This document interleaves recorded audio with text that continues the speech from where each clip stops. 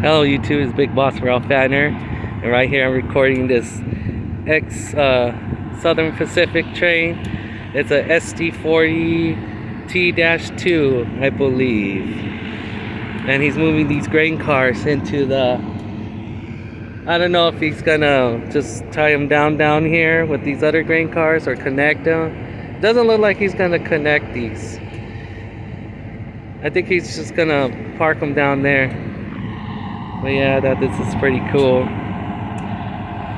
Actually, it's called Special Duty 40T-2. That's what it's called. That's what SD stands for. And look at it, man. He's pushing those grain cars like nothing. Probably like a 4,000 horsepower locomotive train right here. Whoa. Okay, that was unexpected. He did connect the cars. Now he's gonna push them backwards. I can tell he's going on notch 5. No, he's putting on idle. But yeah, it's pretty cool. Well, I guess I'll talk to you guys later. Don't forget to like, subscribe, and share.